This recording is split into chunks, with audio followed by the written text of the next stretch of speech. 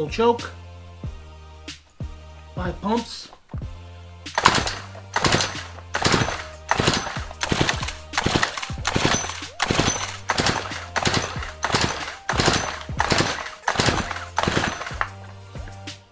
No starting. What's going on, everyone, and welcome back to the channel. Today I have a STIHL FS131R in the shop, and it's in desperate need of maintenance. From the research that I've done with these units, STIHL is a very good and very reputable brand. I think retail, when this was new, it sells for about $500. This particular unit has been run for about 5 to 7 years with absolutely no maintenance, and it runs like that. Pretty much it looks like it's been run hard and put away wet its entire life.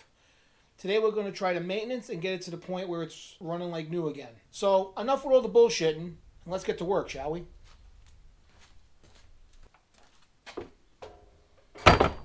So the machine comes with a multi-tool, okay? Basically a tool to take out the spark plug, and it has a star on the other end. If you do not have this tool, the star is basically a T20. You're going to open up your lid here. These motors here, they can't have any vacuum leak, so make sure that your valve cover doesn't have any cracks and is totally sealed. And that's the case with ours. Ours is pretty much sealed. There's a spark reduced muffler. Basically, there's like a screen on the outside of the muffler, so I guess to stop sparks from flying out. Dry brush and weeds and sparks don't mix very well for obvious reasons. So we're going to check that as well. Let's start by taking this plastic case off. To do that, you got to take out 3 bolts. There's one on this side and 2 in the front. Basically, there's one here and one here. All right. There's actually a total of 5 bolts. 3 on the orange case and 2 on the black case.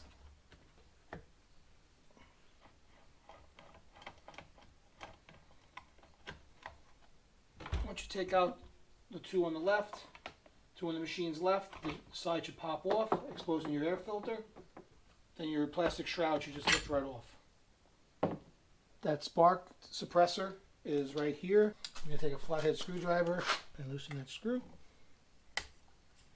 This is one of the main issues that this machine has. The screen gets carboned up and the air doesn't flow as good as it should, and it doesn't run as good as it should. So once you take the screw out, grab yourself some fine needle nose pliers. The screen should just come right out. The screen's kind of clogged, it's not that bad. Grab yourself some carburetor cleaner and douse that sucker down.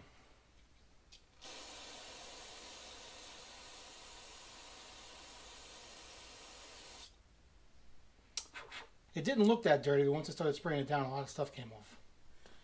Okay, you want to clean that, put that aside until it dries. Now I'm going to pop out the spark plug. Cute little spark plug. Look at this little guy. He's just a little guy. Oof. All right, there's going to be an issue. That spark plug looks fouled.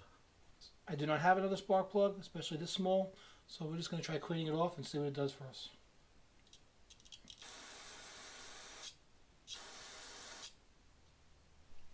To clean this up, I'm just going to use a mild bristle brush.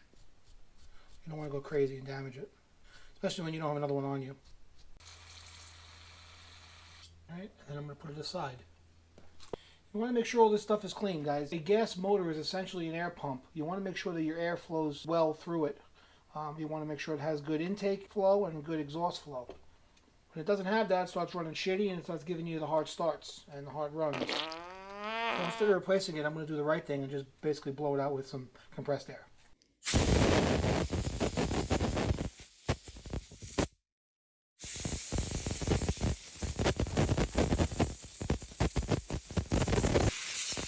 There you go, just like new. Alright, that's clean. Now I know also there's a fuel filter in the fuel tank, but I think there's fuel in this. Oh no, there isn't. There's some fuel. You got 3 bolts to take off the pull chain. 1, 2, and then the third one's over here. When you take those 3 bolts off, it gains you access to the tank. Alright.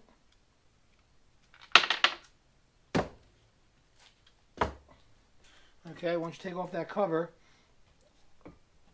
This gas tank is basically just pushed in by grommets. Just wiggle and jiggle and pull at the same time, and the tank is free. Taking off the hoses, you have to be careful. You don't want to damage the hoses. Unless you want to replace them, then whip away. One goes to the primer bulb, the other one goes directly to the carburetor, and then there's one that's a vent hose. I'm going to take all three of those hoses off. Without breaking them. That's the tricky part. Okay, once you get all three hoses off, the gas tank just lifts right out. I'm going to go environmentally friendly drain this.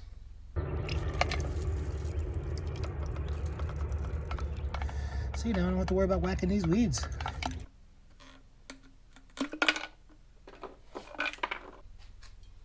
Yeah, it's not that bad actually.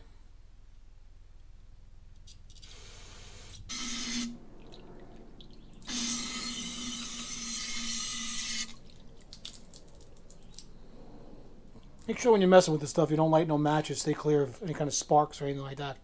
Otherwise you're talking tinderbox.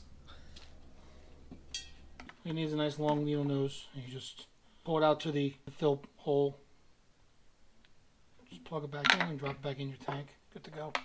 Okay, now that I'm sure that my filter is clean, I'm going to close up my tank.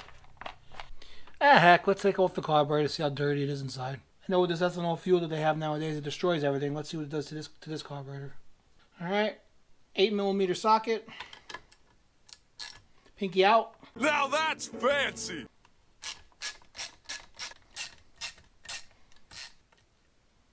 Alright, there's two of those. There's two nuts, two hex nuts.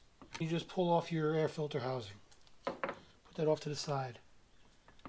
Alright, once you loosen up those two nuts, there's another hose here. Carefully pry that hose off. There's another hose at the bottom of the carburetor. Carefully pry that hose off as well. Just take off your throttle cable and you just got to disconnect this one linkage right here. Just pop it out of the little thing and then the whole carburetor pulls right off. Keep in mind if you ever need to change your primer bulb, it's right here on top. This one's still working. There's no issues with that. Now I'm going to take off the carburetor bowl. Two Phillips / flathead screws. Careful taking everything off. You don't want to damage any of the gaskets unless you have a whole gasket set with you. There's a little dirt in the bowl. It's a small, very small bowl, but there is a little dirt in it. So let's disconnect that. It goes off. And yeah, there's a little bit of nastiness in the bottom of this bowl. Looks like a little piece of gasket as well or something. I'm going to make sure all this stuff is clear, guys, because it's got very small holes that all the fuel's got to go through. And once one little piece of crap gets in here and it goes in that hole, you're not getting the sufficient fuel that you need. And that in return will make your machine piss you the hell off. You try to use it. Yep, let's get all this crap out of here. That tasted really good. Alright, now we're going to put this stuff back. Once you're sure that it's all clear and everything is clean, you're going to put it back the opposite way that you took it apart. Alright, first you put your spring and your plunger in. Then you put your main diaphragm, I guess that's called. I'm just going to put mine in the vise just to help hold it. Be a second set of hands.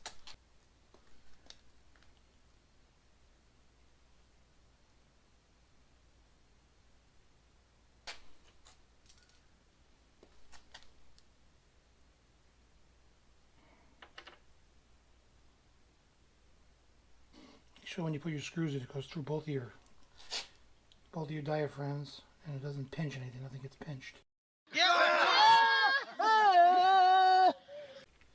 If it doesn't want to start, don't force it. Be very careful because you don't want to damage all this. It's very okay. Now that we're sure that our little carburetor is clean, we're going to put everything back together. Now we're going to want to slide this back onto your little fellers over here. I want to get that on first. We'll follow up. As you're sliding that on, your carburetor, you're going to want to align your hose in the back, the bottom, and then you're going to want to line up your linkage pop that on as well. Okay, once that's set up like that, you got your linkage back on. You might as well slide your throttle cable back in. And it's a little bit of a pain in the ass as well. You're going to want to go around the outside. It's like M&M. Go round the outside, round the outside, round the outside. And then pop it in a little cable keeper. Just like that. Alright. Now that the carburetor is back on, we're going to hook up, we're going to put on the air cleaner. Remember to get the bolt started before you tighten up anything. Want to make sure everything is all lined up so you don't crack the plastic housing. Alright. Okay, now that your carburetor is back on, we're going to put our fuel tank back in. Nice freshly clean fuel tank. The inside, not the outside. Alright, we're doing this. Make sure all your hoses go to the area that's supposed to be going. You don't want to get this all back together and then realize that your hose is pinched somewhere, or you got to take it all back off again and making the job longer and harder. I don't know about you guys, but I hate redoing the job I'm doing. I don't mind doing it once, but when you got to go back and redo it because you missed something, it's not a very good day. We hook up all your hoses accordingly.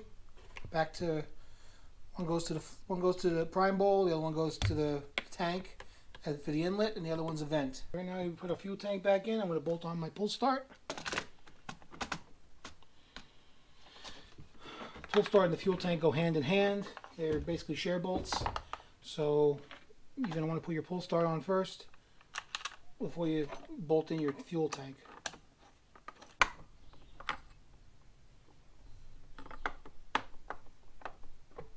All right, hold on. Thank you.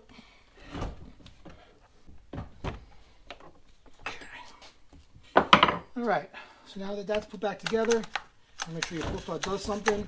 If it does. Now we're going to check the valve clearance.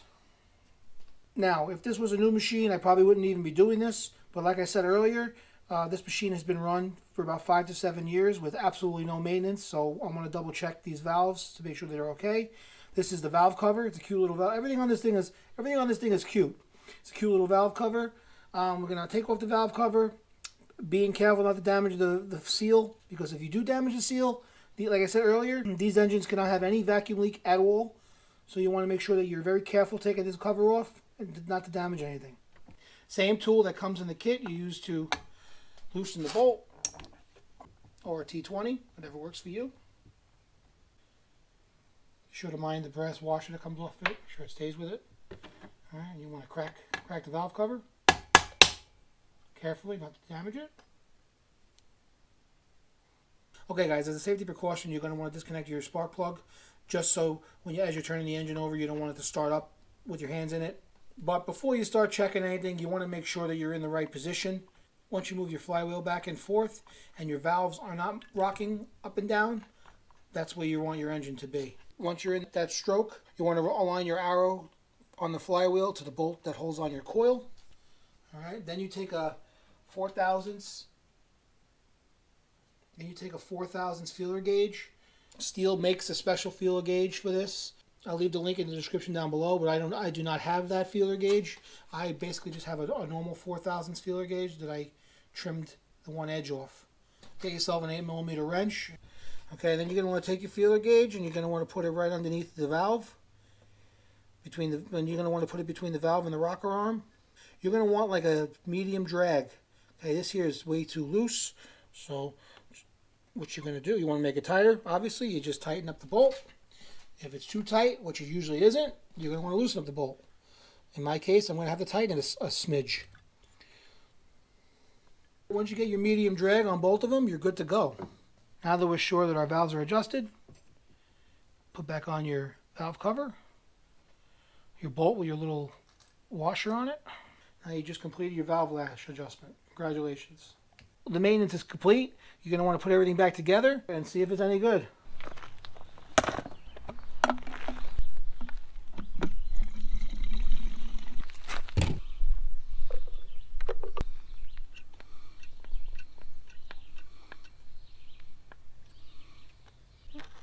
Half choke.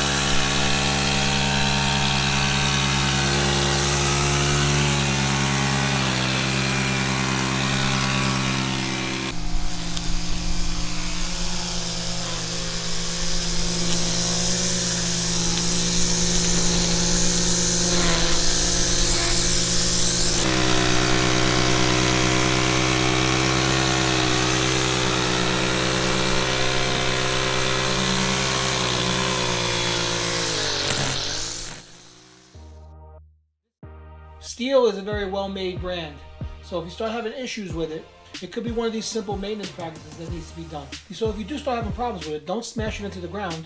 Just check these few things that we went over today, and one of them might be the issue. So if this video helped you in any way, I would appreciate a like and consider subscribing. There's going to be plenty more videos yet to come. If it has an engine, we're pretty much going to be working on it on this channel. Anywhere from classic cars all the way to lawn equipment. So thank you for watching. I'm on the Instagram at a.patriotstouch.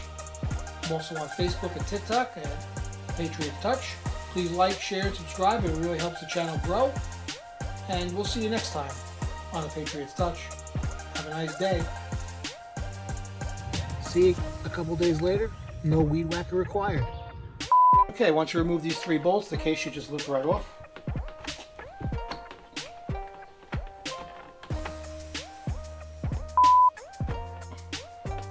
Should just lift right off.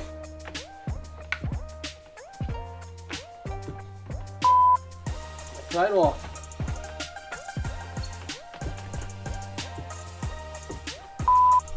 To clean this up, I'm just going to use a mild. To clean this up, I'm just going to use a. So now onto the air filter. See, you want to make sure this kind of stuff is clean, guys, because basically a fuel gas motor, because basically a gas motor is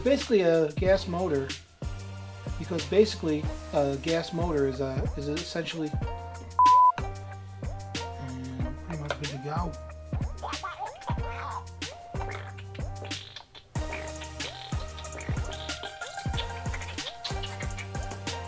Hate working with stupidity.